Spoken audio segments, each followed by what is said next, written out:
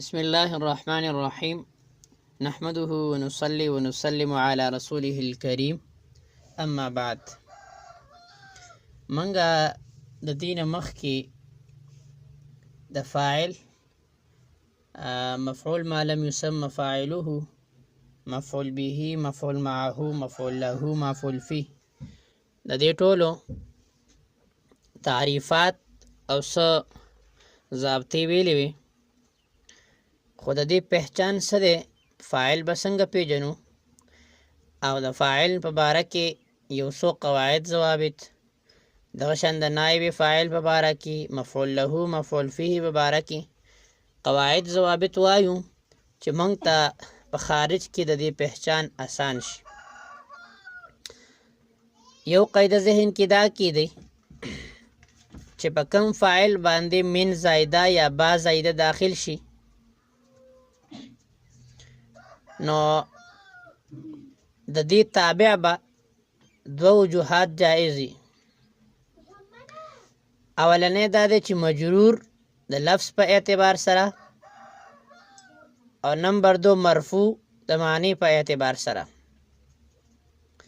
لکه قرآن مجید کې موږ وایو هل من خالق غیر الله.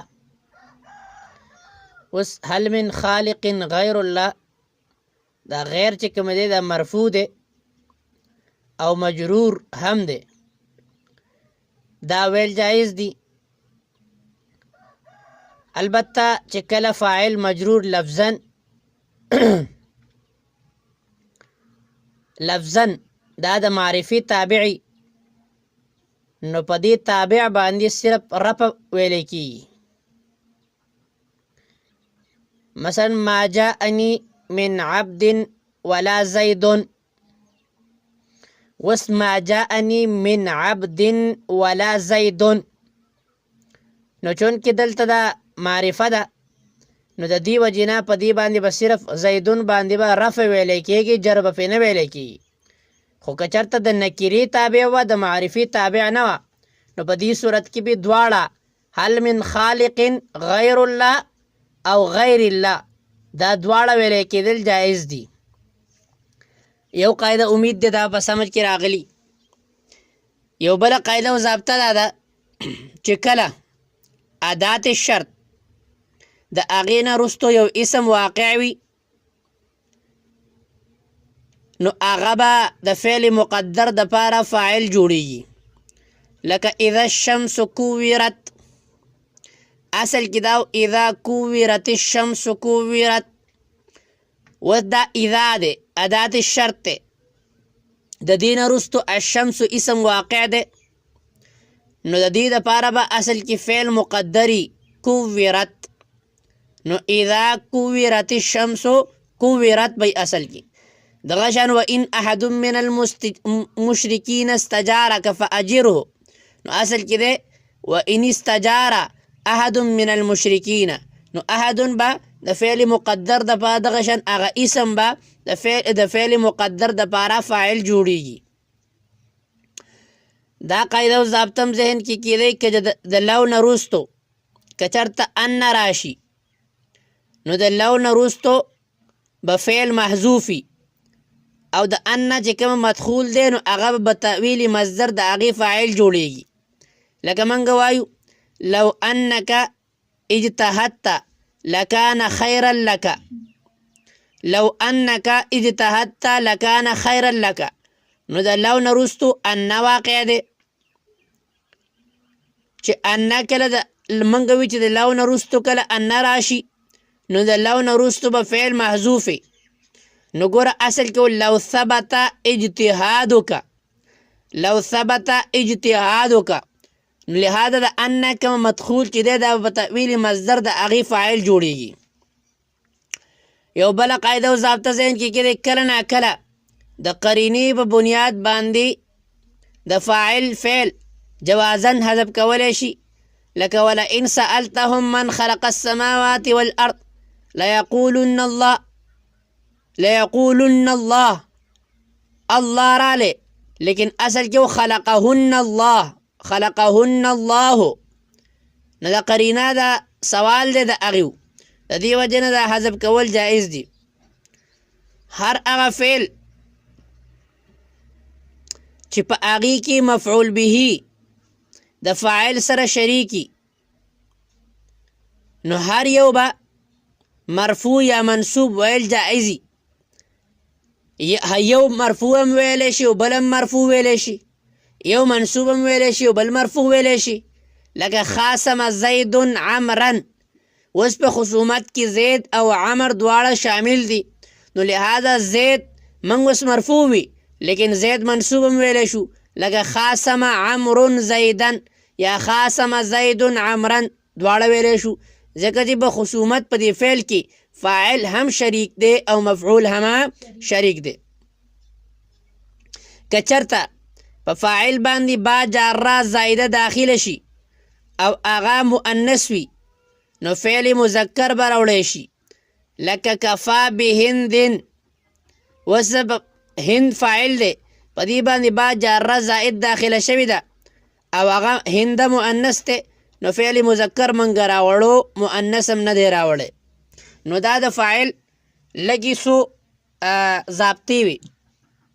د فاعل موږ پہچان دا ویلو چې ګوره اصل کې موږ به ګورو فعل ته، موږ به فعل ته ګورو، فعل مذکر راغلی دی یا مؤنث راغلی دی. چې کله فعل مذکر وو نو وروسته فاعل به فورا موږ سی کوو. که فاعل ظاهر موجود او هغه مذکر نو فورا به موږ ته پته لګي چې دقه ظاهر د دې دپاره فاعل جوړېږي. او که چېرته فعل مؤنث و نو موږ به ګورو چې فاعل دلته به دې الفاظو کې مؤنث موجود دی یا موجوده نه دی. که موجود نه و نو مخکې به موږ ګورو شاته چېرته مرجع موجود دی که نه دی، شاته د داسې څیز تذکره شوې ده، داسې اسم تذکره شوې ده چې هغه مؤنث دی. نو که چېرته تذکره شوې وه نو دا فعل د دې فاعل به مقدري مذکور به نه وي. نو دا د دې د پہچان دغه طریقه ده بالکل آسانه. اوس مخکې راځو د نایب فاعل قاعدو ضابطو ته.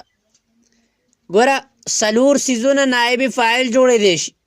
نمبر 1 مفعول به، لکه ضرب زیدون، زیدون اصل کې دا مفعول به دی نو دا نایب فاعل جوړېدی شي. نمبر 2 مجرور بحرف الجر، هغه هم چې کومه دی نایب فاعل جوړېدی شي. لکه نظر فی الامور، نو فی الامور امور دا فا جاره سره مجرور دی نو لہذا دایم نایب فاعل جوړیږي. دغه شان ظرف چې هغه متصرف وي او مختص وي، متصرف هم وي او مختص هم وي، نو په هغې صورت کې به دا نایب فاعل جوړیږي. لکه مشیه یوم کاملون، نو یوم کاملون دا مختص هم دی او متصرف هم دی او ظرف هم دی، نو د دې وجې نه دا چې کومه دی نایب فاعل جوړیږي. نمبر 4 مصدري متصرفي او مختص وي. لکه احتفل احتفال عظیم، نو احتفال دا چې کومه دی متصرف هم دی او مختص هم دی، د دې وجې نه خاص کړی شوی هم دی، د دې وجې نه دا چې کومه دی نایب فاعل جوړ. نو څلور څیزونه به نایب فاعل جوړېږي. اوس البته یو خبره ذهن کې دا کیدی چې کله نایب فاعل هغه مجرور به حرف الجری نو د ترکیب په وخت کې به دا لفظا مجروری او معنن به مرفوعی، معنن به نایب فاعلی، لیکن لفظا چون که حرف جر پی متصل واقع شوه داخل شوه ده کنه، لہذا لفظا بدا صحیح مجرور، لفظا به صحیح مجرور. لکه منگا نظر فی الامور اوی مثال فی الامور دا لفظا مجرور ده. اوس به تاسو وایي چې نایب فاعل خو منګه ویلیو الته چې نایب فاعل په مرفوعاتو کې دویم قسم دو، نو حالانکه دا خو مجرور ده. نو جواب د دې دا دی چې دا لفظا مجرور دی معنن مرفوع دی، معنن. یو بل قاعده او ضابطه دا ذهن کې کیږي مجرور به حرف الجر چې کله نایب فاعل واقع شي نو به فعل باندې مقدم کول جائزي. لکه مر بهندن، وس هندن دا نایب فاعل دی نو په مر باندې دا مقدم کول جائز دی. دام په ذهن کې کیدی چې کله دو جار مجرور د فعل مجهول نه رستو راشي نو په دې کې به هر یو نائب فاعل جوړېدی شي.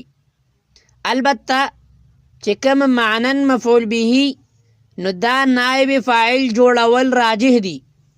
لکه مثال کې موږ وایو قرآن مجید کې یطاف علیهم بصحاف من ذهب واکواب، وس دلته علیهم راغلی دی او ورسره سره صحافین راغلی دی نو علیهم نائب فاعل جوړېدی شي او صحافین هم نائب فاعل جوړېدی شي، لیکن صحافین نائب فاعل جوړول راجح دی. ولې؟ ځکه چې معنن دقه صحافین مفعول به د علیهم مفعول به نو چې کوم معنن مفعول به جوړیږي نو هغه نائب فاعل جوړول اولا دي. څه دي؟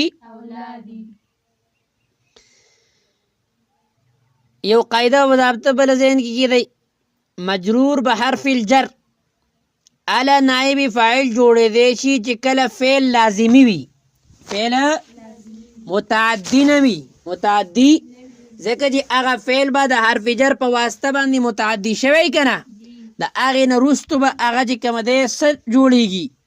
نائب فاعل. نائب فاعل.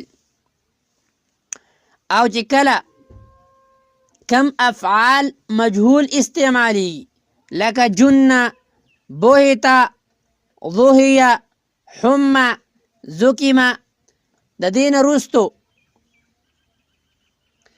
چې کومه مسند الیه راشي نو هغه به نائب فاعل نه ګوره بلکې فاعل بی. ولی؟ ځکه چې دا افعال صورتن خو مجهول دی لیکن معنن مجهوله نه دی. لکه جن زیدون، یو سړی ترکیب کوي چې بھائی جن زیدون، زید نائب فاعل دی نو د دې دا ترکیب ټیک نه دی. ولی؟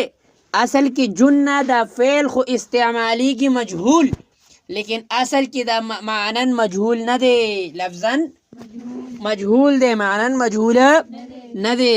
امید دی په سمت کې به دا هم راغلی. او نائب فاعل سره داسې لفظ ذکر کول صحیح نه دی چې په فاعل باندې دلالت کوي، لکه عوقب الکسلان من المعلم. دا ویل صحیح نه دی ځکه چې د نائب فاعل سره داسې لفظ چې کوم دی ذکر شو چې هغه به فاعل باندې دلالت کوي. معلم فاعل دی که نه؟ معلم فاعلی که نه په فاعل دی، لہذا معاقبت ډان ډپټ معلم کوي که نه؟ لہذا د دې سره کسلانو سره دا چې کوم دی من المعلم معلم لفظ ذکر کول صحیح نه دی ځکه چې معلم په فاعلیت باندې دلالت کوي. دا صحیح نه ده، دا ترکیب صحیح نه دی. او یو قاعده ضابطه ذهن کې دا کیدی منګه وی ظرف متصرف. ظرف متصرف څه ته وایي؟ ظرف متصرف هغې ته وایي چې مستند الیه جوړېدی شي لکه یومون، لیلون، شهرون، دارون وغیره. او غیر متصرف هغې ته وایي چې هغه مستند الیه نشي جوړېدی لکه اذا، متا، قط، عوض، قبل، بعدو. صحیح ده؟ او مختص منګه وی مختص وي نو مختص مطلب دا دی چې هغه مقیدی مبهمه نه، یعنی د هغې مخکې څه صفت ذکر شوی دی. پوه شوئ؟ دقه شان مصدر متصرف منګه وي چې مصدر متصرف هغې ته وایي چې مستند الیه جوړی شي لکه اکرام، اعطاء، فتح، نصر وغیره وغیره. او مصدر غیر متصرف هغه ته وایي چې مستند الیه نشي جوړېدی، صرف منصوب علی المصدریه وي لکه سبحان الله، معاذ الله وغیره وغیره. او د اختصاص مطلب خدا تاسو وپېژنده چې مقیدی مبهمه نه، نو بیا اختصاص د مصدر د وصف سره وي کله ناکله لکه وقف، وقوف طویل، یا د عدد سره وي لکه نظر فی الامر، نظرتان، یا د نوع سره وي لکه سیره سیر الصالحین، سیره سیر الصالحین. امید ده د فاعل او د نائب فاعل دا سلک ضوابط او قواعد به په ذهن کې راغلي.